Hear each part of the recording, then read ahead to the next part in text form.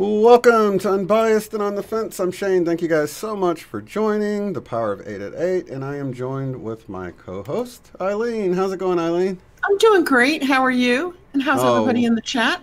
Wonderful. Yeah, we already got a whole room full of people in here. Cool. It doesn't tell me the number until the stream starts, so it says 4, but I know we got more than that. And we're a little bit late, but nobody really holds us to a stopwatch. Yeah, good thing, right? Great thing. Well, I think everybody knows it's mainly my fault since I'm late on just about every show. It doesn't matter who's with me. Sometimes it's me. And all I'm doing now is trying to get my phone under control. I have a room full of kids, so God knows how the stream is with all their phones turned on. And I'm turning my clear right now. So turning my phone on silent. So awesome. I should be good. Awesome. So anything happened this week? I mean, it feels like I talked to you like yesterday. Yeah, I know. Man, the week just went by fast, didn't it? Yeah, faster than usual. It's so crazy. Yeah, I guess the weather's been kind of hot, but nice. You know, I've been enjoying the weather and the energies. I don't know how you've been feeling, you know. I've been feeling nothing with the Schumann unless I'm used to it now. I got my energy back. I'm not sleeping around the clock anymore. It seemed like spring, from the spring equinox or March, earlier than the equinox. Yeah. Until like a month ago, I was sleeping 10 hours a day and taking naps. And it was like, and now I'm back to normal. I'm like up and active and I haven't changed anything else. Well, if I could split the, I guess the spring time, it would probably be, I had like half of it was up, half of it was down. Not spirit-wise, like my spirits were high, but just energy-wise. Energy-wise, yeah, just really sleeping more for part of it, but then it seemed like it shifted. I don't know, probably the last month and a half before the solstice. Me too. Or before the equinox, I'm sorry. But now that we've hit the solstice, I don't know, it's kind of neutral feeling to me. Yeah, and we're like on a similar pattern because we both had those headaches and upset tummies, and so did a lot of people on your show with Michelle Wolf. Michelle was talking about that, and now it just seems free and clear. Yeah, and I talked about how the energies seem to amplify the mood that you're in. That seemed to kind of diminish. I mean, I guess, you know, if you're in a good mood or a bad mood, that's how it is, but it doesn't seem to amplify it. So if you're aggravated, you don't seem to get really aggravated. So that seems to have really died down because that was so strong. I had to really keep my emotions in check as I just went about my day, you know, just really making sure. Yeah, me too. Yeah. So that I didn't get too crabby or too reactive to people. Which is easier to do the older I get, the easier it is to react. I know it shouldn't be an age thing, but you know that old stereotype about cranky old people? There's something to it, you know? Yeah, I think what helps me is that, I've got a gnat flying around here. What helps me is I remembered the stupid stuff I did as a kid. Because, you know, the young people can trigger you, whether it's on the road or whether it's just, you know, just inconsiderate. You know, and we weren't as bad at that age like they are now. It seems like we say, right? But yeah, but maybe I think that it's also our fuse gets shorter. So when we're younger, we're much more like PC, and now we're like we don't care what people think. We just say it, you know. Shorter fuse. I find myself just taking the silent route quite a bit. You know, just like okay, you know, and just keep it to myself because. You know, it just seems to be, I don't know, more in the ego, the things I want to say when I respond to it. So you're really like Eckhart Tolle, you're really like present. So you recognize when your ego's stepping up and you just don't give it a voice. You're just like, nope, not going to go there. And that's what, and he talks about that too, how like, at first when you start to become present, you might get angry or triggered, and then you catch yourself maybe right after it or a little bit later, and then you'll catch yourself in the middle of it, and then you'll catch yourself as the thought arises, and that's sort of where I am now. So it's just better for me to just take the silent road. And I know a lot of people are like, hey, you didn't defend that point very well, but I don't feel a need to. A lot of times I just feel like where they're at, they'll figure it out or they'll be open, or I might suggest something because I don't ultimately know. Yeah, I think you respect other people's opinions so much. You're like, yeah, I know you don't agree with me on a lot of things, and you just let it go. Yeah, it's like, yeah, that's her thought, that's her reality bubble. It's not mine, but I'm not going to comment on it. I'm not going to judge it. Well, another thing is a lot of times I can consider someone's point of view and see why they think that as well. That's why I don't have a problem with the shape of the earth, because I can see why me too. Everybody on each side of it feels the way they do about it. But I almost feel like, you're going to perceive what you're kind of putting out there with that. Yeah, I'm with you on that. I have no idea what the reality is, and it probably doesn't have a shape.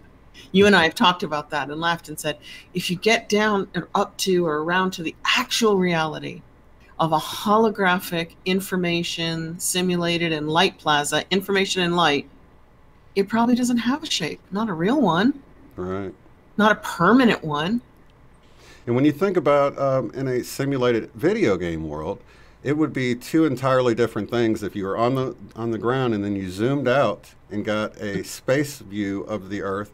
You would have to completely model that different from what it's like when you're on it, So if you say you have a video game and it zooms out from the ground all the way to space, there would be a cut in there somewhere where it blends between the model of the up-close detailed version and the far away distant version. So in that case, we could all be on this up-close version and it appears the same to us. But then when we zoom out, if you believe in a flat Earth, you might see a flat Earth. If you believe in a globe, you might see a globe. If you believe in a heart-shaped Earth, you might be surprised to see it shaped like a heart. Or a turtle. Atlas holding up on his shoulders, right? Gosh, that really segued. Or an eyeball. Let me say an eyeball for Sherry because she's. Oh yeah, the dome. Does she mean the dome where it's flat with a dome? Yeah. Yeah. And the center, I guess, where the North Pole would be like the pupil or something. Yeah. Yeah. So is she talking about like the eye of God? Maybe so. Yeah. And you've seen that star cluster. If that's real and not a fake NASA, CGI thing, that looks like an eyeball. Yeah. I'm not even going to remember. Something I think it's nebula. called the Eye Nebula, isn't it? It could be the Eye Nebula. Yeah, it's such an eye that it'd be hard to call it anything else. I used it on that 222 portal video a couple of years ago. Yes. That's that picture you're talking about. I know which one, yeah. Yeah. But I love those nebula images. If I do this and I disappear, does my screen pop up or not? Nope, it's just you. And you can share your screen, and I can go full screen if you have anything you want to share, though. I do, because you just segued into it. It's like psychically connected. What do I have to do to help? You go up to the top right corner. Is it the three dots? It's the three dots. Do you see the little three dots? And then share screen. I sure do. You guys, I'm getting a Hangouts lesson right now. How cool is that? See, I did that contact in the community with Michelle's opinions, and boom, she put her pictures up, and I'm like, how did she do that? Right. It was like magic. It was like, I didn't touch anything. Okay, so if I screen share, my screen's going to pop up? No, you have to select it first. I've still got your camera now. Did you already? I did. There we go. Yeah, there's me. How interesting. And I hope you guys don't mind experimenting with me, because this is getting complicated now. So, can you guys see that? Yeah. So this guy found me and made a comment on one of my channels. And so I started listening. I subscribed to him and I started listening to some of his shows. And it's called Daryl E. Berry Jr. And they're all about quantum science in our reality. So today I was just in there chatting and he said, why don't you pop on? And I'm like, well, what do you mean pop on? And what he does, it's like your love stream. And the show more, anybody can pop on. Like if you're listening and he does these shows Sundays at 2, Wednesdays at 8, that's when I do my contact in the community. So I can't go to that one. Saturday at 11:30. Up there is a Google Meet. And he's like, join the video meeting. It's open to all, which is really cool because, you know, you were one of the first to do that. You did that years ago with the love stream, letting it be open to everybody, you know, not by invitation only. That's interesting. Yeah, you remember we had Daryl Berry on, I think it was our very first Paranormal Frequencies. That's how I found him. So yeah, I told him one of the first or second, maybe. I can't remember which one. No, it is through you. Because he was going, well, how did you find me? And I said, I think you made a comment on one of my videos, but actually I was watching your video with Sherry and I subscribed to him on that day. Right. Okay. Whenever you had him on. Okay, yeah. I'm glad you cleared that up because we couldn't figure out how we hooked up. You know, figures.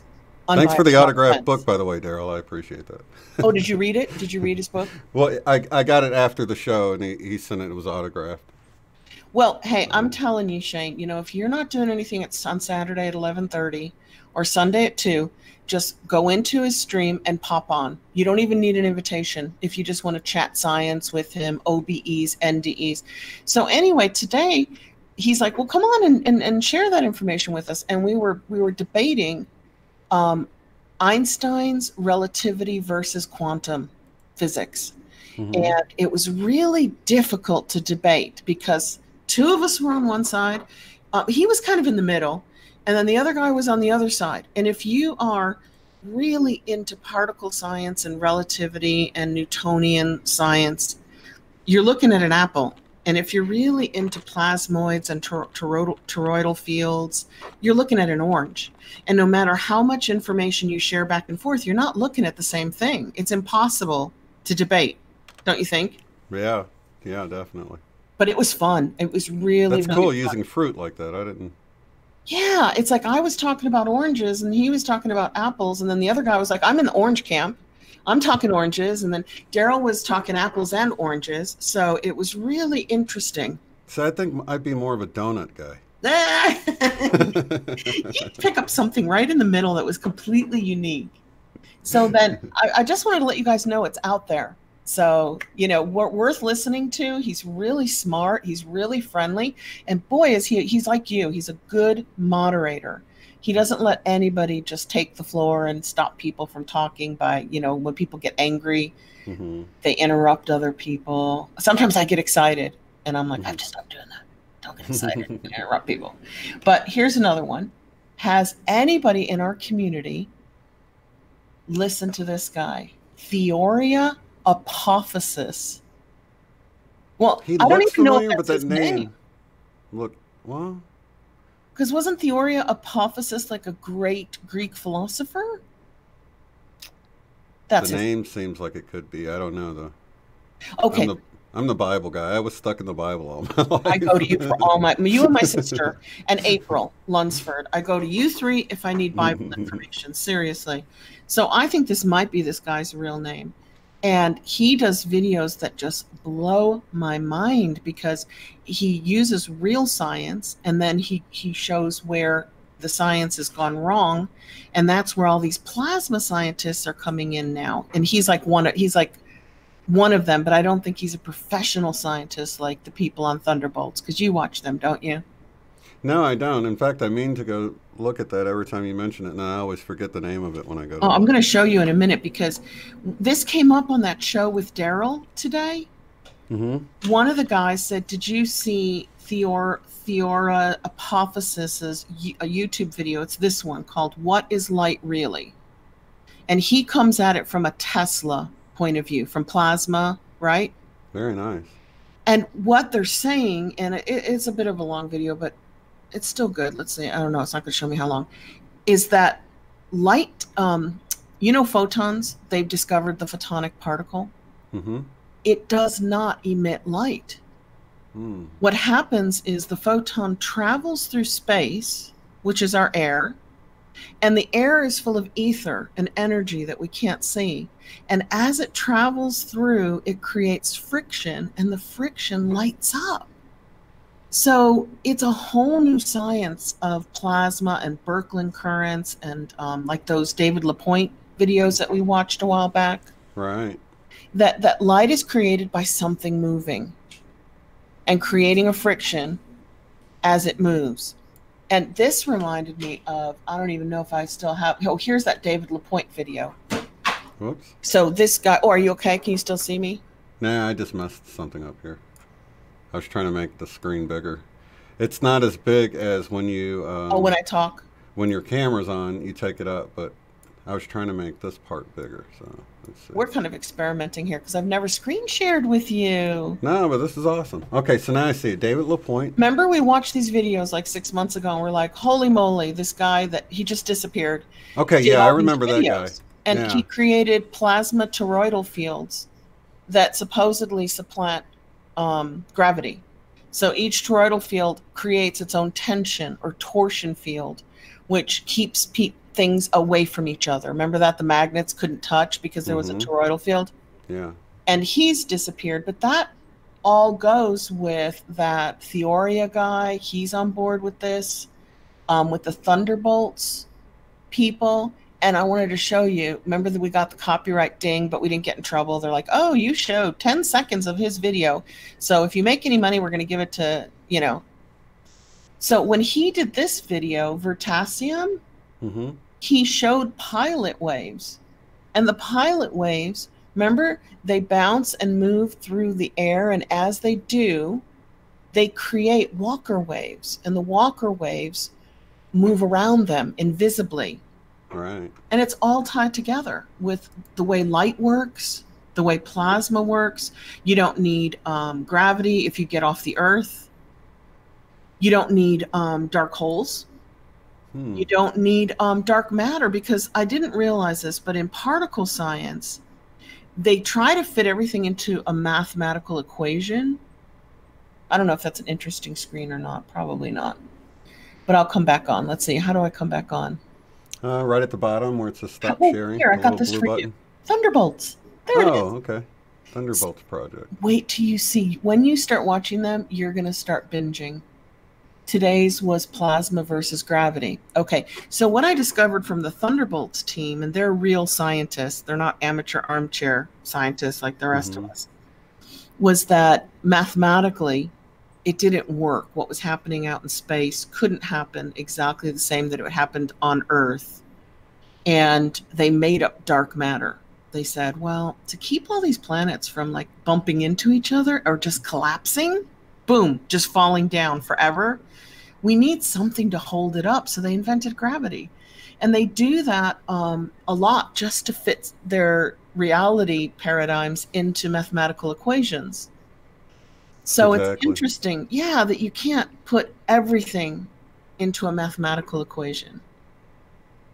So they sort of have a formula that works, but they had to stick an unknown in there, and then they sort of attribute it to something like dark matter or something they don't know. It's this invisible force that makes our equation work out right now. That was it. That's how we got dark gravity. You can't dark matter. You can't see it. Right. You can't measure it. It's invisible because it doesn't exist. It was just made up, like you said, just to make another equation work. And they said, well, to hold up all this weight that we think the universe, how much it really weighs, a gazillion, bazillion, gazillion, nazillion tons, right? I made that up, obviously. We need 95% invisible dark matter to hold up the 5% gigantism of the universe. And the 95% was purely a theory to make a math equation work. So really, that's what dimensions are like, too. Dimensions make equations work out right. That could totally turn out to be something different. It could turn out to be something different. Yeah. Because we haven't proven a dimension yet, have we? We haven't really proven multiple dimensions. People think D-Wave works, but they can't even program it yet. It's just a concept. So, I mean, look at these videos. You're going to love it because you get to go into the science of electromagnetism. And it basically shows how electromagnetism is light holding information. And if you make it go really fast, it gets hard like a particle. And if you slow it down, it gets more like plasma. And if you slow it down even more, it looks more like light. But it's still the same thing. It's still a current of information, which fits in beautifully with the simulated universe theory, right? Yeah. So I'm looking here at the one you have, Discourses of an Alien Sky, and that looks like, I've seen crop circles look just like that picture right there. Me too. Yeah, me too. And then if you think of ancient Egypt, it had that circle that they wore on their head like that. Yeah. Half circle with a circle in it. Mm-hmm. Do you remember those pictures Oh, from yeah. ancient Egypt? Mm-hmm. And here's an important video that I hope you see. It's called Scientific Correctness versus Scientific Progress. And it only has 23,000 views, but these guys are real scientists, and they say mainstream science is holding us back because we're attached to the old theories that no longer work for us.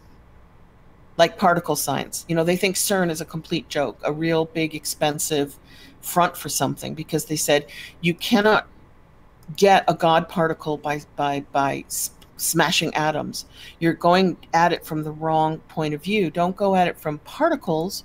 Go at it from the point of view of light, of information. And that's what we're all about on our channels. We're all about the light and the information that the light contains, right? Mm-hmm. Look at that weird one, the Eugene Bajikov. Now, supposedly our sky is going to start doing that with the grand solar minimum. We're going to get some weird plasma effects in our sky. How much more minimum is it going to get? I mean, where are we as far as, like, when's the down peak, I guess? I've heard 400 years. We're not even going to be here. Oh. I'm sure the peak's in the middle, right? Yeah, well, how close are we to the middle? I mean, when did this era start, do you know? As far as I know, the earliest videos talk about it happening around 2012, 2010. As soon as the Mandela effect and the Schumann resonance and the magnetic shield started messing up, that's when they started doing videos on, oh, it's the grand solar minimum, not the Maunder minimum. A Maunder minimum is every 11 years. We have a cold spell, apparently. Sorry, I was muted there. Yeah, so I don't know. This is kind of a big deal, and it's kind of cool. And I guess we'd have to look and see what were humans doing when they had the last grand solar minimum, and how long ago was that? How was their weather? What were their crops like? Is that, let's see, 400 years? How was record keeping back then? I don't know, because it lasts 400 years, but I don't know when the last one was. Is it every 800 years? So you have a 400-year grand solar minimum, and then you have a 400-year no grand solar minimum. That's a great question. And nobody's answered that for me. I've looked on YouTube. Oh, you Googled it? How long is the grand solar minimum? And I get, they say around 400 years, but they don't say how often it occurs. Like, does it happen every 1,000 years? Every 5,000 years? Let's see what we can... But you're going to love this channel. It's all about light and plasma. And what's going on really makes sense with the Mandela effect, with this light and plasma change. Mm-hmm. Yeah, I'll definitely check them out. They even do videos saying that we're going through plasma clouds. Have you read those? In the galaxy, that we're just entering high plasma cosmic gamma radiation now. Yeah, and I tend to believe that because of, I think that would account for why we've seen such a huge change to the sun, because I guess the research that I've looked into with the sun, it appears that the sun could not be, I mean, it's possible that it's not just combusting from the inside like we've been taught, like it's this nuclear reactor. It could be completely hollow or dark on the inside, and it's just reacting to what's hitting it, because we're moving through space all the time. That could totally change the sun from a golden yellow to a bright white. Mm-hmm. Right? And I've noticed it looked more golden lately, so I don't... Yeah, and there have been more golden videos of it lately. And if it goes white again, then we've got to be passing through some kind of a cloud to make those kind of changes, right? Or we shift it again or something. I know, I always never think know, shift it again when something like that happens. Definitely. But look, they got right brain, left brain, consciousness as an electromagnetic wave. The Mandela effect seems to be related to the electromagnetism of our reality. I bet they don't tackle the Mandela effect on here. They do not, and that bothers me. I'm like, come on, guys, get on board and do a Mandela effect video. Maybe they're studying it like secretly on the side. So how do I come out of screen share now? Do I go back to Google Hangouts, or do you take me out? There at the bottom, the blue button. says stop sharing. I see it now. Yeah, just click that, and then, yeah. And am I back? You are back. That's awesome. That was not really hard. No, it's not hard at all. So it might be a little different than when you stream with Hangouts, don't you? I do. Okay. So But I'm using the regular. From my laptop. Oh, you haven't streamed? Like, that's not how you do it on Wednesdays? I do, but I don't stream additional pictures from my laptop. Although we did with Pretty Dark. Yeah, with Pretty Dark, you kept showing her images? Yeah, I put them on my desktop so I could find them. Right. So, yeah, I got to see that. Her images were great. Her story was great. It's good to put a face with that. And I just missed it. I got the notification, then I clicked on it, and then it just ended. But at least I got to watch it. You know? So many live streams I watch later because I'll have my phone off. I'll have it on the charger. I'll be taking a nap. I'll be watching TV. I'll be doing dishes, cooking dinner, driving. I don't mind seeing live streams like as soon as, afterwards. Right. I feel like I'm in the chat. I feel like I'm still there with people. And I get so many notifications. I don't know if I'm not getting them or if I just missed it because so many came through, But I mean, like, your avatar stands out to me, so I typically notice you or Cosmic Agency or, someone that I watch more often, I'll notice. So. Yeah, I'll notice yours if it pops up, but it's, do I have it on so I can see the notification? Because I just don't get it popping up on my phone if it's on the black screen. So do they, okay, the Thunderbolts project, they don't cover the Mandela effect, but... They should. But it's mainstream science, you said? Yeah, it's mainstream science, but it's Tesla science. Yeah. It does not, it goes against Newtonian physics, relativity, Einstein, particle science, the standard model. They have to throw all that out. So they're already so fringe, they probably don't want to push their luck back going into the Mandela effect. They're basically plasma scientists. That's the only way I can describe them. They call it the electric universe. And I'm like, what about the magnetism? Because they always talk about the electromagnetism like you can't separate the two. And then they go, welcome to the electric universe. And I'm like, you left out the magnetism again. It's important. I wanted to see if you've seen this. Let me see if I can pull it up really fast. I think our community would really appreciate this. I mentioned it last night, and I left a link to it. Oops, I paused. Ooh, caught that just in time. Okay, my computer's got a mind of its own. They just changed something. That's weird. Your computer? No, YouTube changed something. I went to a different screen, and they made a little version of the other tab video on this one, and I wish they wouldn't have done that. Because I have multiple things open all the time, so I don't want them always flipping a new video on the other screen. But this, let me pull it up top, and I'll share my screen. Because I found this to be super interesting. Let me... Sure, take your time. I was just glad we could talk about information in light. Okay. So basically... I'm going to share that. Oh, I can see it. Here. Yep. Okay, so have you seen this? Is that a Home Depot? This is, let me mute it here. So I don't know if that's copyrighted music. But anyway, this guy puts this video out here. Yes. You've seen it? I saw it yesterday. Oh, okay. So it's this professional, he's the president of this software company that it was handles... really well done. Yeah. And, he kind of goes to CERN and quantum, all of that stuff. I don't really agree, but I'm glad he's coming out and actually, observing it. But going to go the CERN quantum computer route. Yeah, that's kind of how he was going with it. Doesn't everybody, when you first get introduced to the Mandela effect, everybody jumps to CERN and D-Wave? Yeah, even I did. Even I did. Yeah, I thought, oh my God, this CERN blew up our world. And we're on a different dimension of our world. I totally blamed CERN.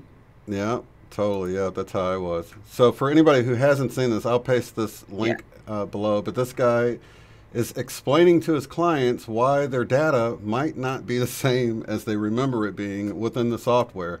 And he says, the Mandela effect for the last, I think he said 3 or 4 years has been causing discrepancies with people's memory and what goes in the software, and their tech team or support team has to always go and help people figure stuff out, but it ends up matching with the hard copy. So that sounds like somebody remembered, such and such company bought 12 cases every year for the last 10 years, and they know, so they look at the numbers, and the numbers say 10 cases or whatever. How can they rectify that then? If you did... Because the hard copy matches. They were thinking the software was fudging the numbers. So they didn't even look at the hard copy because they knew what the number should be. So they didn't compare it. You know what I mean? If somebody's always buying 12 cases and you know that, and then you look in the software, you're not going to look back at the paper if you know it. I've had people do that with the Bible. I'm like, just look at the scripture. Like, I know what it says. I don't need to look at it. It's like, and you're please. Like, look at the page. Okay, but say I'm his customer and I have an inventory that I ordered. It's food, by the way, right? So I ordered 100 cases of noodles. Yeah. And my software on the computer says I ordered 99. And I'm like, this is wrong. You guys got it wrong. But then my hard copy should also say 99. If the Mandela effect changes the quantity in the system, it's going to change it in my hard copy on my desk as well. Exactly. That's what's happening too. Yeah. And then I can no longer prove that I bought 100. You see what I mean? There's exactly. no electronic, what do you call that? Evidence, trail, right, tail. Yeah, trail. Mm-hmm. And there's no physical trail anymore. The change is complete. Yeah. Unless like it's always been that way. Residue. Residue. Which residue in that case would be the client saying, no, I always get 100. And like, no, the paperwork shows you've always bought 99. Like, but then the guy selling it to you is going to go, yeah, I remember you always got 100. Like the guy with my tires. Yeah. Like, I can't explain where your tires are, you know. Yeah. I sold you 4, we put 4 on, and now the reason that we knew it was a Mandela effect was because my old worn out Goodyears turned back up on the back, and they were my original tires. It's not like some random tires were put on because somebody stole 2 of my 4 tires. Right, they were my old ones that came back. Yeah, that's amazing. But that is going to mess things up. You cannot fix the Mandela effect with, what are they called when you get those little download fixes? Oh, yeah, patch it or something. You can't patch it. No, you can't patch it. In fact, the guy who, you know, even if your customer's like, no, I've always got 100, it says 99, he just needs to say, go check your paperwork of the history and tell me what your paperwork says. And then he'll go and say, no, you're right. It's always been 99. My memory must be shot. And exactly. just write it off. I'm crazy. I'm crazy. I always thought it was 100. Yeah. And then they'll, you know, if they're not aware of the Mandela effect, they'll rationalize it away, you know, unless somebody... like he's doing. That's why I think it's good that he's doing that, because now people will look more into what's this Mandela effect, you know? It's the first business notification. What is it? Business verifying the Mandela effect? Business acknowledging the Mandela effect? Yeah. It's first business did it. Well, I noticed that one of the comments was said something like Moneybag sent me over here. So he's seen it, and he must have mentioned it. Candace Carl Goldman actually sent it to me, and then someone else. And then Savant did it, and SMQAI did it. You did it. It's like you guys all picked it up within days of each other. Yeah. So that's interesting, and I don't know that, you know, it'd be cool to have him on for an interview, but I don't. That's probably, that might be going too far for him, because he's already went way out on the. Do you want me to throw branches. A glitch in the Matrix? Will you let me throw a glitch in the Matrix why not? For you? Yeah, you are so tolerant of me. So I did a little digging when I got the video. I thought, yay, a big company acknowledging the Mandela effect. He's got 20,000 clients. And I looked at his YouTube video, the actual source, and he has 600 subs. And I was like, well, how can a man with 20,000 clients only have 600 subs? So I looked at his past videos, and he's put out like 1 video a year. And they've been on completely unrelated stuff. And I was it about the software or no? Yeah, it's about the software. Oh, okay. And I thought, well, this is being pessimistic, but it's okay, because I have, you know, my journalistic political mind had to think this way when I was dealing with politicians. I just had to. I was trained this way. So I was thinking, well, is he doing a Mandela? He's clearly Mandela affected, because his examples come off beautifully, and he's so well spoken, and you can tell he believes what he's saying. He's not faking it. He knows the Mandela effect is real. Puts up some really good common examples like Berenstein Bears and, you know, Star Wars and all that stuff. And is he doing it to bring publicity to the site so he grows from 600 subs to 6,000 because he's doing Mandela effect now? Or is he then going to feed us in the future? This is all CERN. This is all D-Wave. This is demons. Watch out, because we're going to open portals and let demons in. So I wouldn't judge him until I see where his videos go, because he could be controlled opposition that's just starting off all nicey talking about the Mandela effect, and then within the year he goes down the demon trail, right? Or he could be genuinely Mandela affected and brave enough to bring it to his business platform. Most people who are Mandela affected and have a business don't admit it. They're like, what Mandela effect? I have no idea what you're talking about. They want to keep business separate from a cosmic mental phenomenon. It could just be, just judging by the number of subscribers, he's probably got a lot of unlisted videos that help people with the software, like how to do this or that, and he'll just send them a link. And this is probably for those people that call in a lot. He's just created this one video. You can say, hey, watch this link, and this will explain what's going on, because they're calling in. I think he's doing it because support is spending so much time tracking down, comparing the computer data with the hard copy data, and there's no discrepancy there. Because with the Mandela effect, it's like it's always been that way. Mm-hmm. But then people are like, no, well, I remember we always ordered this amount, or my customer always ordered this amount, and this is not what it says. But so he's having to have his workers on the phone explaining this, and people are like, it doesn't make sense because I know it said this. Why did they both change? And I mean, it's got to be very confusing. So you had to almost, and I can see a lot more people. Video, which put me off and made me slightly suspicious, was he says, don't worry, we'll fix this for you. We'll make it right. And you cannot fix the Mandela effect. If the data's changed in his system and on their paperwork, the only way to fix it would be to say, you know what, I'm going to believe the customer. And if you know, whatever you say, that's what you really bought. That's what you really ordered. It's like impossible to fix. I felt like he was saying that things other than the Mandela effect they would fix if there was a problem. Oh, okay. I didn't feel like he was saying they would fix the Mandela effect. I felt like he was just okay, don't worry, we got this. We're on top of this. If you're Mandela affected with your order, we'll fix it. Right. I felt like he was saying if there is an issue, I'm not sort of passing the buck and blaming this Mandela effect, like we're not going to fix it. Oh, that's a good point. That just shows you're a much nicer person than me. It made me suspicious. And you're like, you know what? He's really being nice. That's how I took it, because he ended it like that. He said, not to worry. I think he was just letting you know, hey, you've still got your support here. We'll still help you.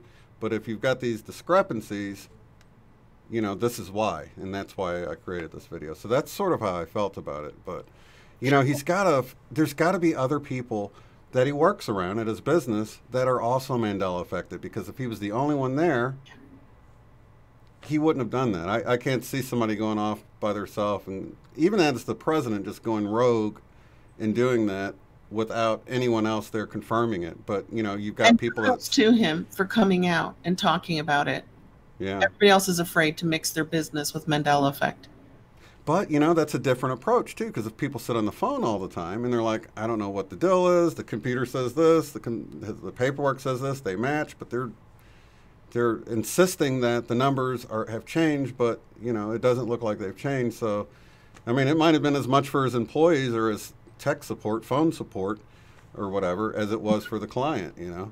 The scary thing is, if business gets involved with this, we know how corporatism is. It's not like us, okay? And if they start going, you know what? I'm just going to send out an invoice for $1 million instead of $950,000, and you know they got to pay it because it'll be changed in the system. And you know, I was wondering if it's possible to use the Mandela effect for profit, and say, hey, this is the way it is, and there's nothing you can do to prove it isn't.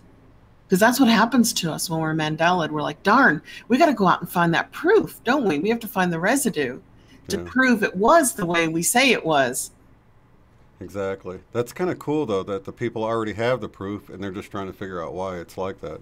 And, you know, that takes me back to when my brother finally realized the Mandela effect was happening. He goes, there's got to be a way to make money off this besides $20 bets in a bar. Richard Simpson's headband. Right. Right? There's got to be a way to profit off of this. And, oh, boy, oh, boy. You know that corporate America is fake. They know. The government knows about the Mandela effect. Corporations, you know, the people in the know. Yeah. And they probably knew before us, which is probably why they started trailing and putting out CERN and all this stuff, because the Mandela effect predates CERN by many, many years. So I kind of feel like that might have been a front, and D-Wave might even be a front for it. How, because see, I thought CERN was around since the 60s or something. Is that not? No, there was Fermilab in the 70s, very close to my house, which might explain. No, it wasn't that close to my house. It was in Illinois, and I was in. Yeah, it's actually was close to Batavia, Illinois. I was in St. Louis. It was right over the bridge into Illinois, because you know That St. Louis. explains why we're so weird. Why we are what we are. We've been Fermilabbed, which is CERN. They were busted. CERN was founded on September 29th of 1954. Now, I think the last time I checked, it was the 60s. So they keep.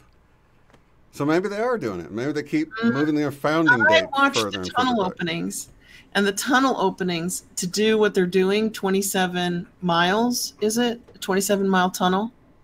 That. Well, I'm not sure if the Large Hadron Collider Yeah. was. I mean, they were already a company before they built that Hadron Collider, but they've been around since. Okay, so for 50 years. I should say I had no idea. 60. I had no idea they were that old. 65. So the Hadron Collider, which is being blamed for the Mandela effect, it's the first go-to, has only been around since like the 2000s, right? It wasn't around operating in the 1990s and 80s, was it? No, I don't think so. I think the smaller one might have. Yeah, well, the one by us was operating since the 70s. In Fermilab, it was 3 miles, I remember off my memory, and they used to smash atoms. They called it an atom smasher collider. Particle collider, yeah. Particle collider. And they also were building one in Texas, and then they shut it down. Like, that was kind of a suspicious thing. I wouldn't be surprised if something's going on down there. And like, they created this huge operation, they knew it would draw a bunch of attention, but then at some point they're like, we ran out of money, we got to shut this down, and then it went underground. Money. They make it up out of the air. You can't run out of money.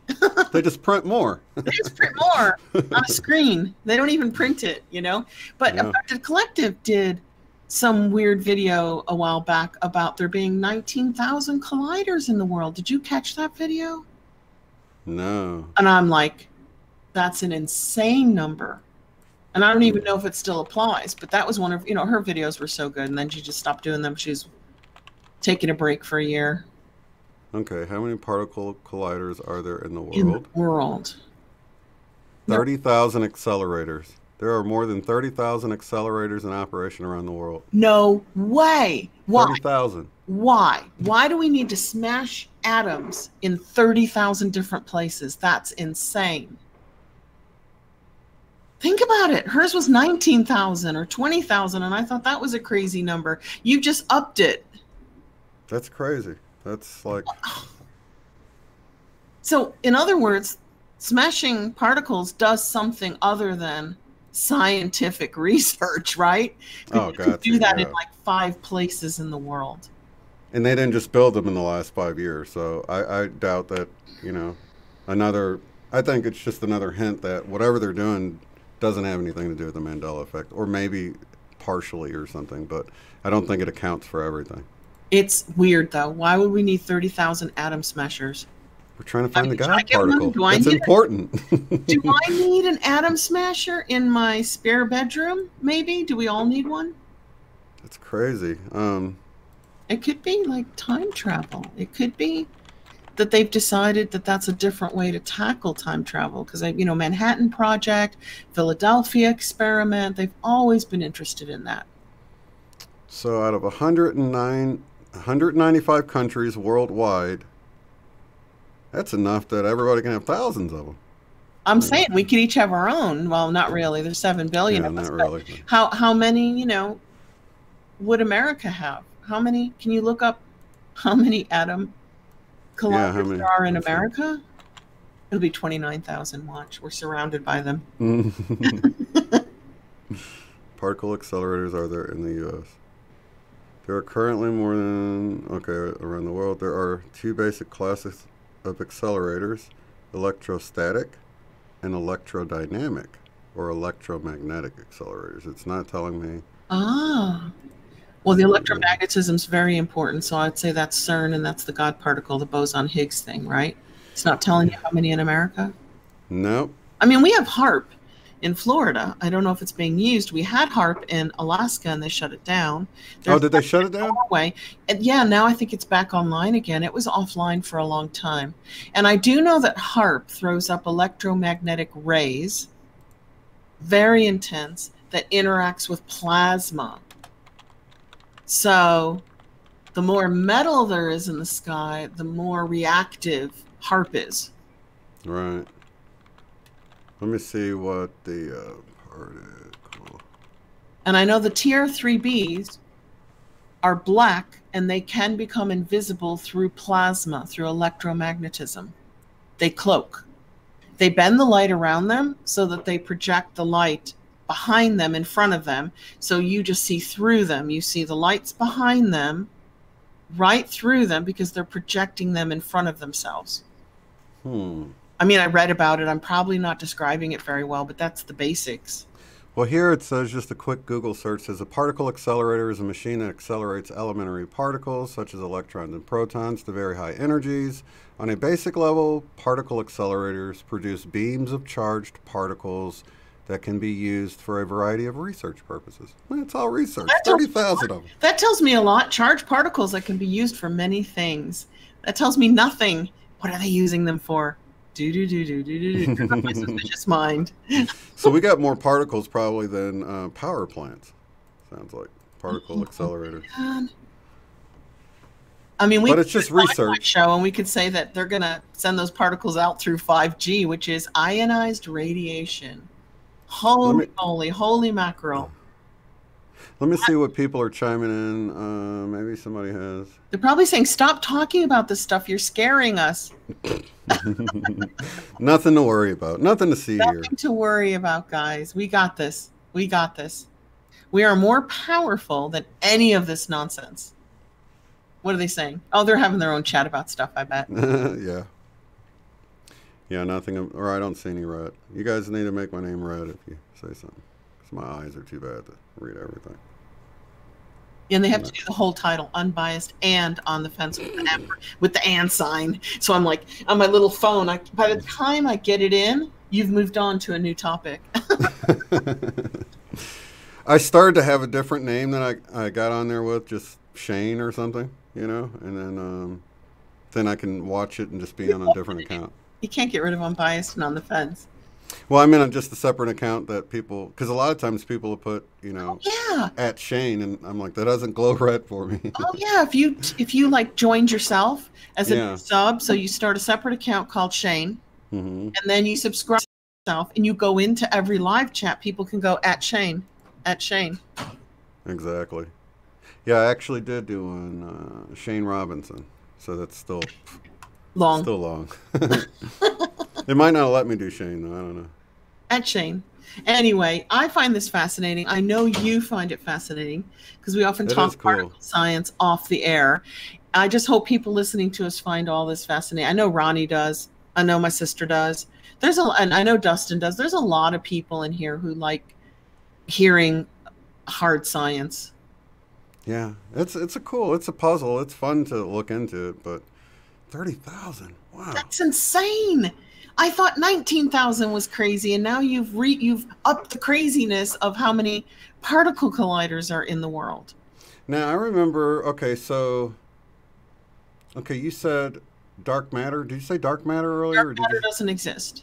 And what's the other, isn't there another term? Black holes don't exist. Yeah. Dark matter, or they'll have another one? There's another name for dark matter. Black matter. Black matter? Okay. Black matter. It doesn't exist.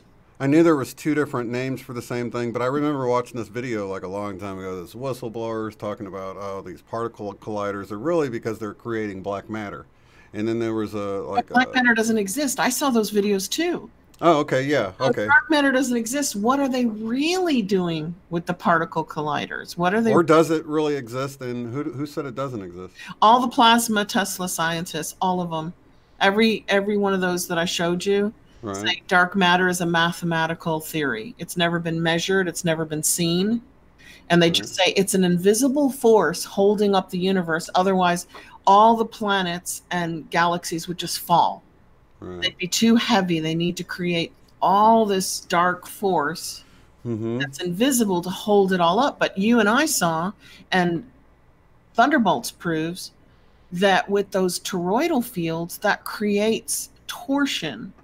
And when you put them between each other, they repel each other. So all those toroidal fields, each planet has a toroidal field. Each person has one. Each animal has one. Each object has one. And it creates its own gravity. And there's no dark matter to hold it up. See, I did want to chime in really quick. Dominic said that you can just type @UNB and then it will pop up the rest of the name, but that's only on the computer, or it doesn't work on my phone. Does it work on your phone to start to type my name? No, on a laptop it does. On the laptop it does. If I just do @UND, then your whole name pops up for me, but I got to be on my laptop. Yeah, I wish that worked on the phones too. Yeah, me Thanks, too. Frosty. Yeah, but yes, for you guys on the computer, you got it easy. You can, you know, and it helps if you don't remember quite how somebody spells their name or something, so you just start the beginning of it. Laptop. But then, if these things are not entering portals and dimensions and creating dark matter, what are they doing? What are 30,000 atom smashers doing? And where's all this research? Not in front of our eyes. Now, I understood that CERN wasn't even like a... So instead of, we imagine that CERN is their own place and they're doing their own research, but the way I understand it is they created it, and then scientists can come in there and rent out the facility or use the facility for their... So you've got a bunch of independent researchers going there to use the facilities. And I know a lot of them are at colleges, right? Invitation only. We couldn't go in there. If we wanted to go in, we couldn't participate. You have to be invited on the international board. It's kind of like a United Nations of science. Right. But the particles that they're looking at don't have the information that the plasma has. The plasma is the light that holds information. So, you know, if you speed it up, it changes form and becomes different things. And that kind of, you know, that information within the light, do you remember the study they did where they had 2 test tubes and they were able to shoot a laser between them and send DNA information? Yeah. Yeah, okay. And they turned a frog, baby, zygote, into a salamander. That's right. I'm glad you saw that because I couldn't remember what they did, but I knew it was like amazing that they were able to do that with light alone. Exactly. The light carried the data across. The light That's amazing. carries the information. Water is light. It's a light in a plasma form that we drink, and everybody goes, water carries information. Do you remember? And it's got a memory. It's got a memory. Right. And then our DNA has information that makes us human, and dog DNA makes it a dog. But if we were in the test tubes as zygotes shooting lasers back and forth, would I be half dog or whole dog? You know, how does that work when you mess up the information? And that also kind of points to the fact that we always talk about DNA upgrades and that our body's going through changes. That could just be from the light of the sun. You know, the light could be sending information that's changing us, you know? Or from the sun is changing. Yeah. Or it could be from a cosmic cloud that we are drifting through that is changing our sun and changing our brains and our bodies with light information. It's all light. It's all light. Yeah. All information, which really does kind of like make it feel like a simulation of some kind, even if God made the simulation or we, our higher selves, made the simulation. It's starting to feel like it operates the way a computer operates. Something I was listening to, I don't know, it seems like it might have been the Law of One. If not, it was right around that time. Something I was looking into was saying that it might have been a Dolores Cannon book. I can't quite remember, but they were talking about where we were at the time that book was written, where we were scientifically, and it said something like an extraterrestrial source, or Ra, if it was the Law of One, said that we hadn't figured out everything is light yet. But once we do, did you remember reading that somewhere? Yes. No, I remember it from you. It sounds like deja vu that you already told me this in a video. Okay, then I probably told you right at the time when I discovered it. That because they said something like, you guys aren't to the point where you realize everything's light yet, but once you get there, then you'll be able. Yeah, but here we are. We're We are. figuring it We out. realized it today. Yeah, you're talking about it right now, and it's like, and then you're talking about all these people talking about it, and you can see the shift happening within science too. So the shift is happening across the board in all industries and everything. Yeah. You know, And so, business, you showed us business is jumping on board with the shift. yeah, We're well into it, and now scientists are into it. There's something to do with light. And then I read something about blue light today. And if I could remember, I just thought of you in April. yeah. Blue It's light's been called coming the up a lot. Blue Pearl. What I read was in a spiritual book about healing with love that Dr. Not Maslov, because that's the dog's guy, right? No, that's the hierarchy of needs. We talked about it last week a little bit. The doctor who has Healing with Love, the book, Mm-hmm.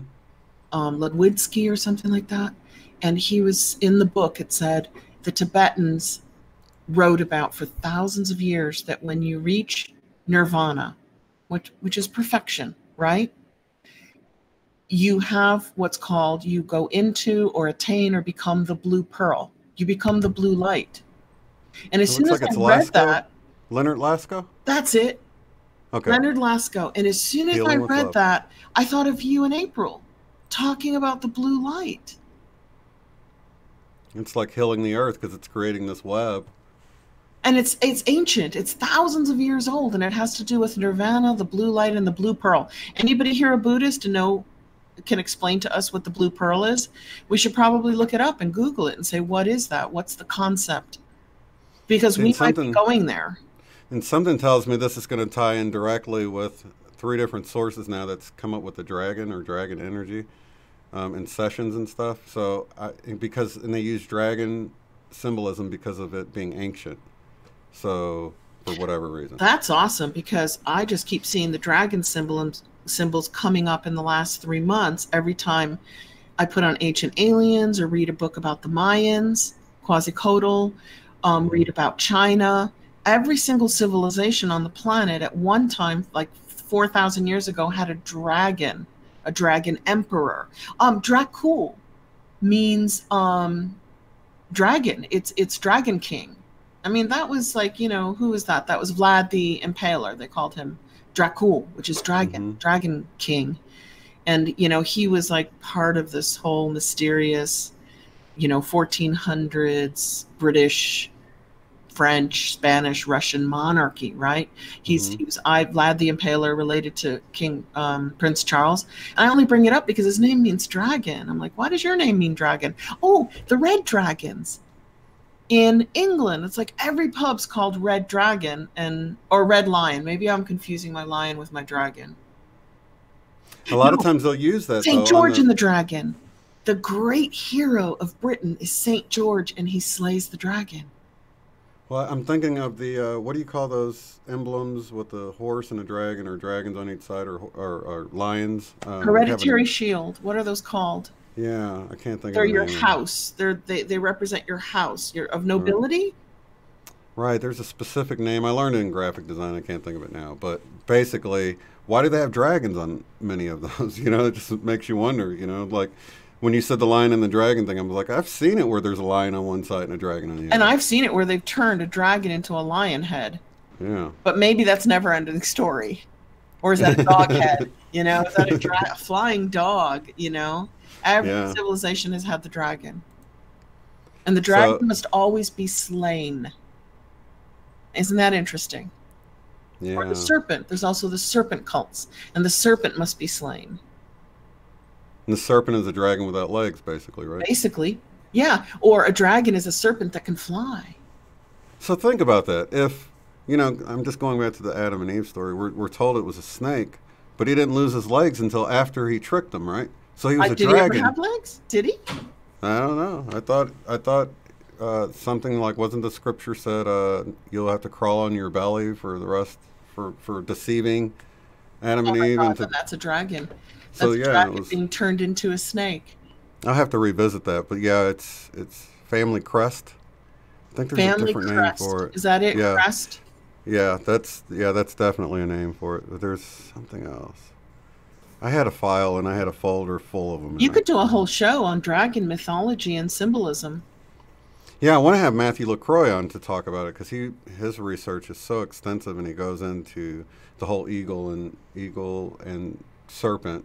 It's, you know, sometimes it's a dragon, sometimes it's a snake or whatever, but you can follow that. It all seems to be related. Yeah, definitely. Well, that was really cool. My gosh, we covered a lot of topics tonight. Just a fun little chat. So, what do you think about, you know, meditation? one of the BQH sessions I had, we were talking about the love light energy, but that it was like a love light unity energy. And I don't know if we can have another. Have we done unity? Just straight up unity? Not for before? a very long time. We probably only did it once. Right. And luckily, all the kids are leaving, and the puppy's going to try to escape with them just in time for our meditation. Bye, guys. That means I'll be quiet. Okay, we're good to go. Unless they forgot a phone or something, right? Yeah, I know. They're popping back in, and the dogs go. What do you think? Unity. Oh, coat of arms. That's what I was trying to think Coat of arms. Coat of arms. Thank you, Dustin. Wow. Dustin gets the prize. Yay! Ding, ding, ding. Star. Ding, ding, ding, ding, ding, ding. What do you think? Unity in what, guys? Unity in the light? Love, light, unity? I don't know. We're kind of seeing the same light hitting us because we think these things together. It's very coincidental the way we think and see the same things, you know? Yeah. It happens to me and Shane all the time. Like, after the show, for the next week, we'll constantly be bombarded with dragon imagery, right? It'll just pop up everywhere around us. And we're like, are our electronics, like, studying us, memorizing what we say on the show, and then communicating with us? Is that AI? I think there's gosh, you know, I think it's a little bit of both, to be honest with you. Because it's stepping up. I'm getting a lot of messages on my phone and my laptop that have something to do with our show. Yeah, they're always listening. So, like, you'll find that if you're talking about a specific product, or if we bring something up here and you've got it playing in your house and your other phone's sitting over there and it heard us say Febreze, don't be surprised if you have a Febreze ad when you open up Facebook or something the next time. I don't so there even is that level. Alexa. You don't have an Alexa. No, but I mean, I don't even have Siri. Somebody put Bixby on my phone. Samsung has put on something called Bixby, which is supposed to like help me, and I'm like, go away. And I can't disable Bixby. I'm like, go away. Stop spying on me. Oh, Bixby's awesome. They did come back. You're right. Shane predicted you guys would be coming back. It's my psychic gifts coming online. Yes, they are online. Let's see how accurate I was. Was it the phone? They just walked through the door. What did you guys forget? A phone? No, we were just walking past the out. Oh, apparently they were just walking one of them out, and now they're back. Oh, okay. So, but it'd be nice to have Emily join you so I can start the meditation. Huh? Oh, okay. She's doing laundry. Laundry's over there. The room is over there. So while we're umming, we're going to hear people walking back and forth. Never mind. Let's do it. What should we do with unity? Unity in the light? That the light that's changing us now and upgrading our DNA? That we find. I'm trying to remember the guy's name, Kalaman, who was talking about the unity wave starting around 2011. And it's just a matter of us starting to tap into this new wave of energy that's been coming around into our awareness. So maybe that we can tap into this unity. I kind of feel like it's Christ energy, you know. I kind of feel like they're one of the same, because Christ was the, you know. Unity consciousness and Christ consciousness feels the same. Yeah. And supposedly us light workers are charging the grid. The crystalline grid is below us in the earth. It's like the earth is full of silica and we're full of carbon, and we're just charging up this silica grid with unity Christ consciousness. While we transform into crystalline. Yeah, if you look at T. Taylor's videos, I mean, I never get the same. I get some results, but not as good as her. I think she has a better camera or magnifier than me. I get glowing results though. Mm-hmm. Yeah, we're experiencing, and then, you know, other people have had sparkles in their blood and stuff on their DNA test. So there's something going on, and they, you know, so we'll see. We're being upgraded. I think so. I think we're being upgraded. Up and being upgraded. Those are like, they're kind of computer terms though, if you think of it. Yeah, downloads and upgrades and all that. Yeah, that's funny how we terms. Yeah, and we're talking about this simulation. So if anybody out there figures out what 30,000 particle colliders are doing, would you please shoot it to me, Shane, in an email and let us know? Yeah, we didn't get the memo of why we got so many. We didn't get the memo. They left us out, and they didn't invite Kiri. us.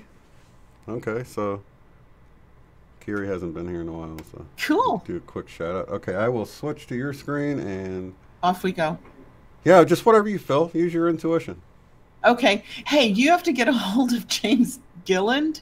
Am I saying it right? I always think Gilliland. Gilliland. Gilliland. Yeah. And you've got to ask him to do a meditation for us when we do our ESETI live show. Absolutely. Yeah, I need to send some dates and see if he wants to come on before that so we can talk about it. So I don't really know. I know he's really busy. I was kind of wanting to wait until after the 4th. Yeah. Because that big thing's happening. Don't even go near it until after the 4th. He's going crazy right now. I didn't even try to get like a head count yet of our event to see how many. I'm like, I'm just going to leave them alone, let the smoke clear, because that's got to be. I know what it's like to have an event like that. You do too. Contact in the desert, isn't it? For him? Contact at ESETI. And they're all sold out, so you know he's busy. He's probably getting tons of phone calls. I'll just wait for a couple of days, maybe the next week after the 4th. Well, we've got 2 live shows over that weekend that we're there. We're there Thursday, Friday, Saturday, Sunday, and you're leaving Monday. I'm leaving Sunday. You've got a love stream Friday night and a Power of 8 on Saturday. So if we combine those 2 into a live broadcast with James. That would be awesome. And he does the ESETI Rainbow Wheel meditation. I've been listening to it, and it's beautiful, and it's long, and it really connects you to the cosmic energy. Yeah, and we can set it up where even if for some reason we can't go live from there, I can record it and maybe upload it and premiere it at the time. So those who can't make it to the event, we're not going to leave you out, you guys. Nope. I know everybody can't go, but we'll have footage and we'll be thinking about everyone that's not there, and we're all connected. So I think doing it there, though, would help bring us in at that moment, though. You know, if we can go live, that would be awesome. He said on his blurb on his page, there's going to be a live broadcast from there. So I'm just hoping he joins us and does the rainbow wheel. It's some wheel meditation that he's created. That is it the medicine wheel? It could I know be. There's a medicine wheel like on the property. Yeah. He's got special meditations, though, so that would be cool. And it would give me a night off. Not really. We'll be live together with him. That'll be cool. That's true. That's true. I can't wait. And Jose is coming, and she said she hopes she meets a Yeti. They're calling it Yeti Land, but she hopes she doesn't meet an alien. And I'm like, if you're staying with me, you're probably going to meet an alien, you know? So don't come to ESETI. Get ready. Get your brave pants on.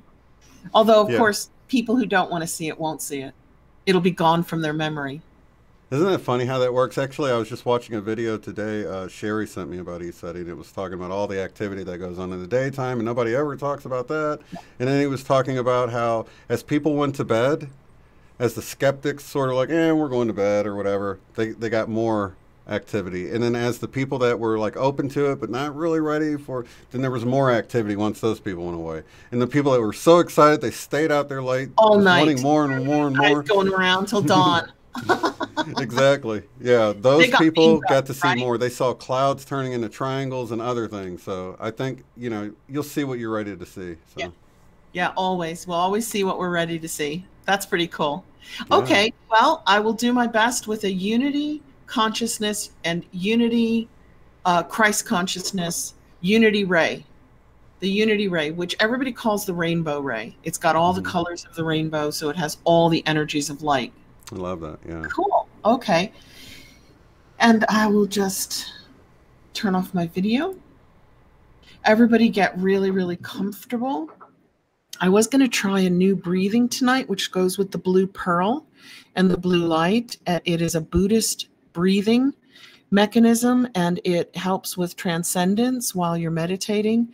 And if it's not comfortable, breathe any way that you like. But it is a 4-step breathing mechanism where you breathe in for 3, you hold it for 3 seconds, you exhale for 3 seconds, and you hold it for 3 seconds.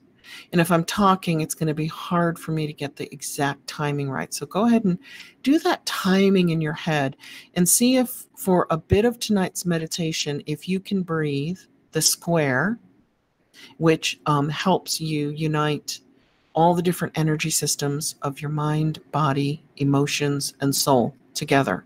We'll try it anyway. I just thought we'd experiment with something fun.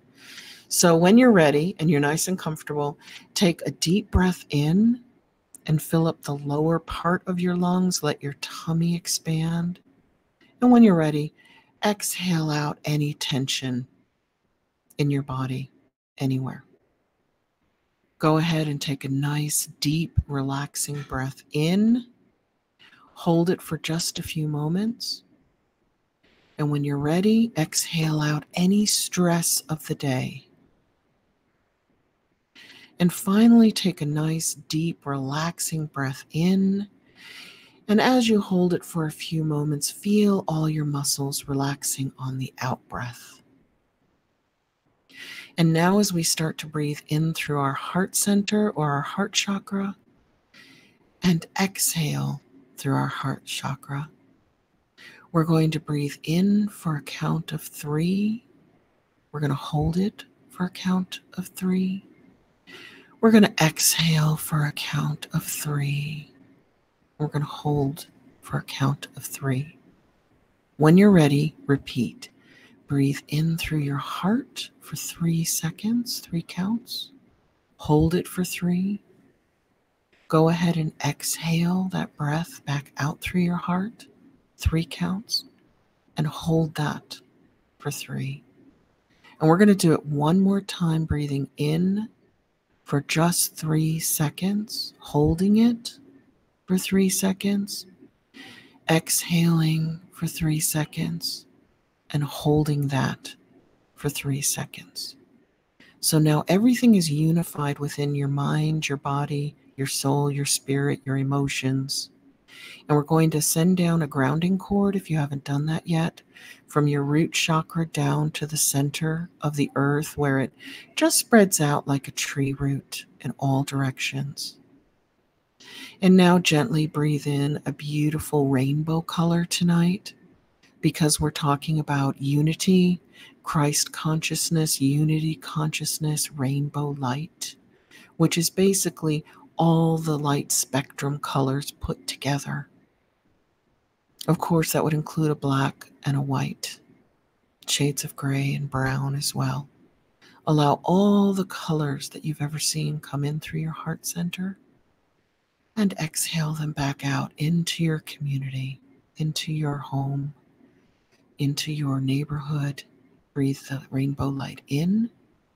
That is also from Archangel Raziel, for anybody who works with archangels.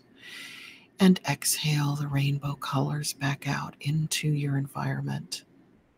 And now imagine holding hands together in a sense of unity within our community. And imagine doing something you love doing. That joy will actually unify us even more. And now we're going to start intending and imagining unity consciousness coming through us individually into the earth. We can picture a bright white light coming down through our crown chakra, if we like, and going through us and going down our root chakra, down the grounding cord, and just filling the earth with brilliant white light.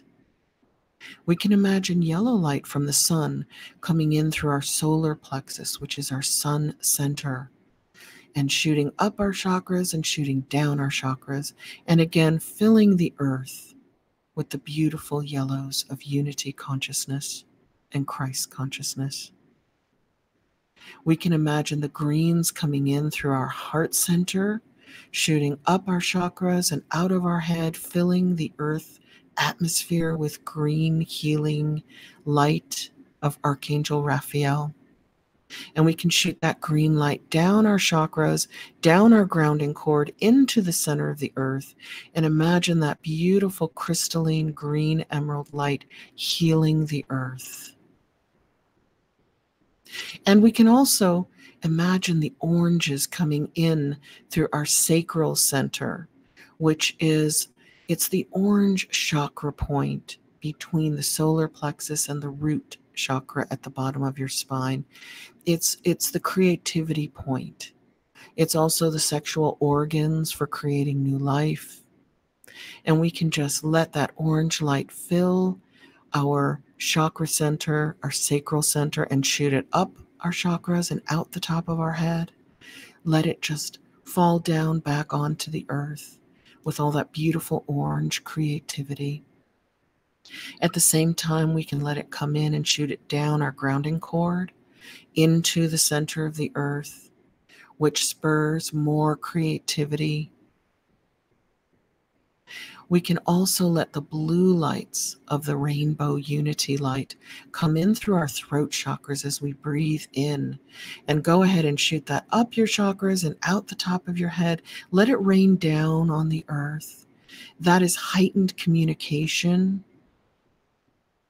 pure communication, understanding, sharing. And go ahead and breathe that in through your throat chakra, that beautiful, clear blue light like crystalline water, and shoot it down your chakras and your grounding cord into the center of the earth. And now, if you like, you can go ahead and breathe in an indigo light, which is right between purple and blue. Almost like a violet, the violet flame of Saint Germain. And go ahead and breathe that in through your pineal gland, your Anja chakra in your forehead, and shoot it up out the top of your head, and let this beautiful indigo light fall back into the atmosphere of the earth, healing the earth with new understanding.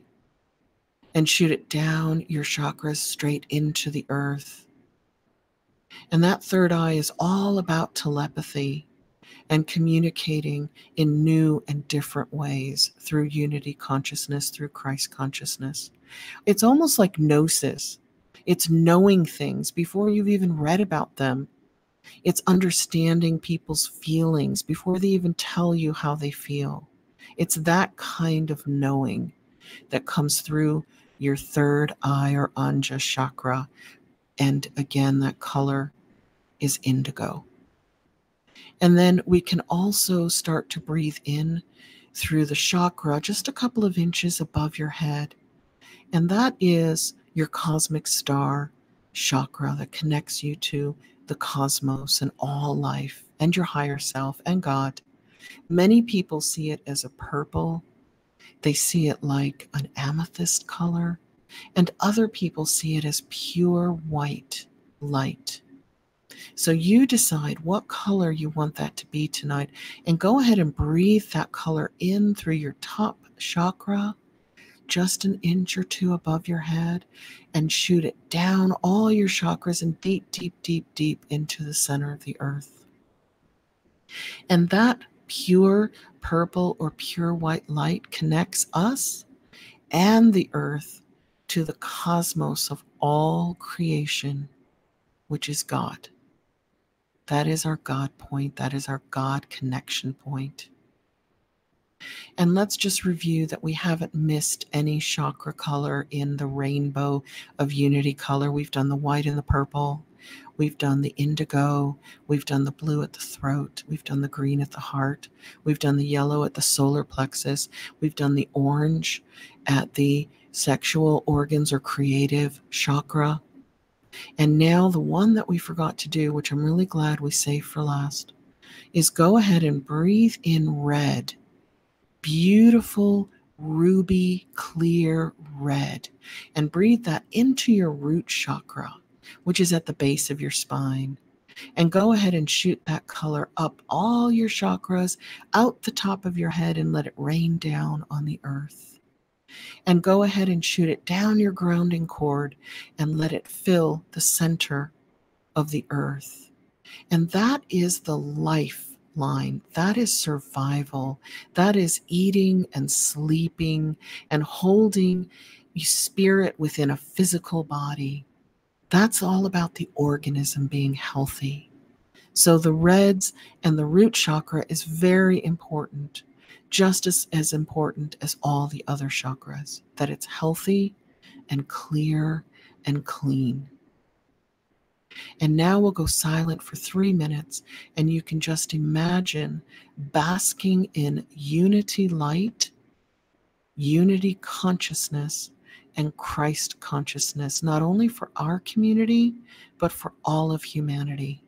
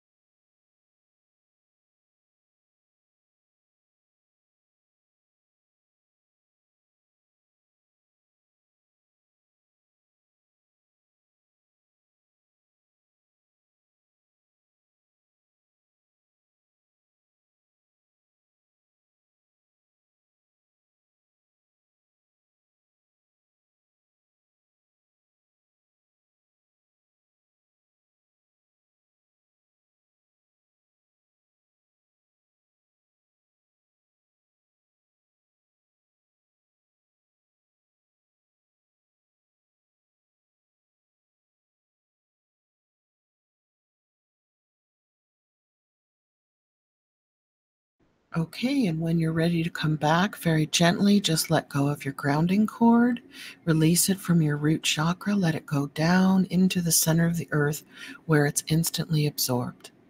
And start to move around a little bit, open your eyes, maybe have a drink of water, and ground yourself.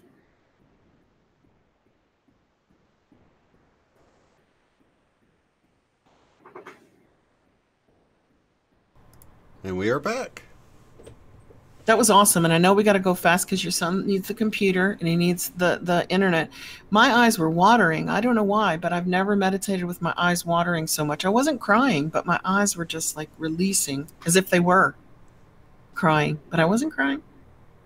I was totally imagining like, after all those colors shot out, I didn't imagine that they mixed. So I'm imagining like all this iridescent, I don't know, light liquid stuff all around, and we're just laughing and having a good time and holding hands. And so it was a real playful sort of, but I could feel it.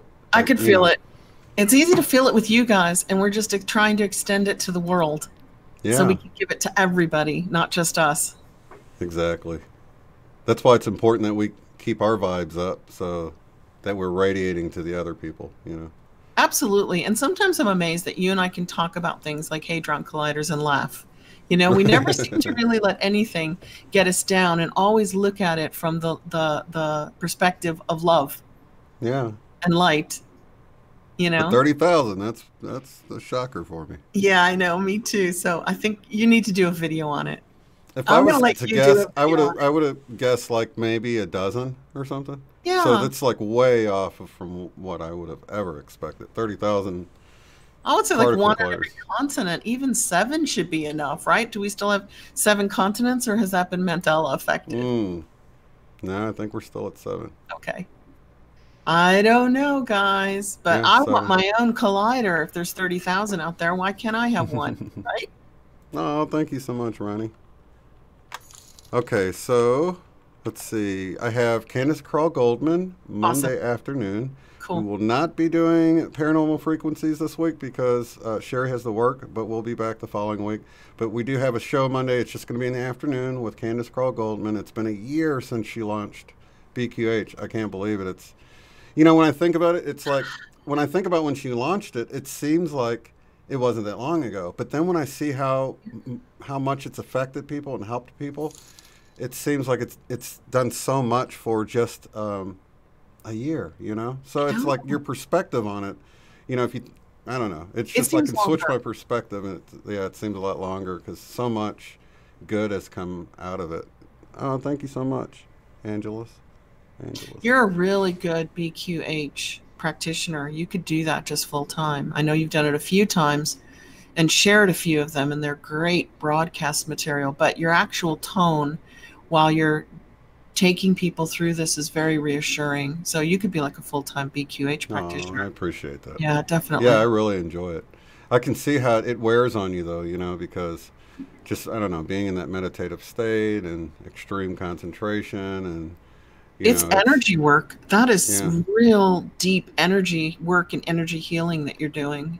Like, I don't know that I could try to tackle 2 a day. I think that would be too much, you know. 1 a day? 1 a day is like, even doing like, I did 3 days in a row, I did one, and it was, you know, I don't know. You wouldn't think it's taxing. Just that's what Kay says. He's like, when he does those one-on-ones, you know, he can only do so many in a week. Yeah.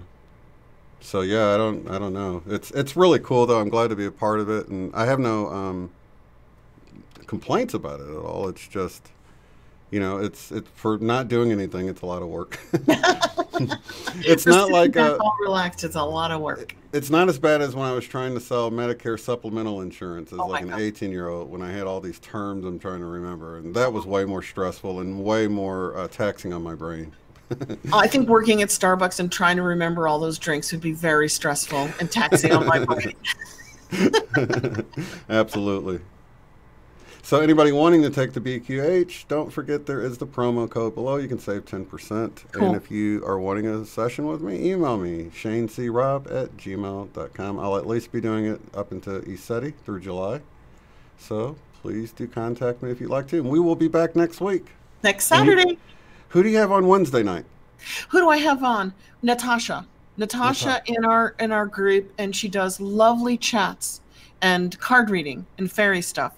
So cool. Natasha's coming on. So, and then after that, I'm trying to have my sister on so we can finally talk about our different perspectives on contact. Absolutely. That's wonderful. So anybody wanting to check out the contact stories, go to Eileen's channel. It's linked below in the description. It's and Wednesday. Your forum. And the forum. Mm-hmm. Yeah, and the forum on the website. It's on the bottom of the screen, uotf.net. You just have to register because it's not public. It's private. So you can get on there, register, share your contact experiences, ascension symptoms, photos. You liked how the videos come up right there. That was amazing. I just put a couple video links to your channel and maybe one to mine, and they just popped up like the whole videos were on the screen. It was so cool. Yeah. And then you told me how to get my icon on. Is that called an icon? The Bumble? Or avatar, yeah. Avatar. How to get my avatar on. And I followed your directions and got it on. It was pretty easy, right? It was very easy. Yeah, once you post, so you guys know, there's no way. I had a problem with the menus not showing up right for the user menus, but once you post something, you'll see like a little outline of a man next to your post. You can click on that and change it and actually upload whatever image you use on YouTube. If you're using the little outline of the man on YouTube, go ahead and just keep using it. Right. I want to get my BQH in and my sister's in before we go to ECETI, because you'll be able to see then if we experience different things, because we won't do it together. You'll be the only one in the know. And then you can compare notes afterwards, huh? And I'll have it all recorded. Your sister's here. Hey, Leslie. Tips from an old lady, healthy aging. I love you. So lots of love to all of you guys. Appreciate you being here. And thank you so much, Eileen, for a wonderful meditation. Thank you, Shane. I love it. And thank you guys in the chat. I can't wait to go back as soon as it posts and see what you guys were chatting about tonight.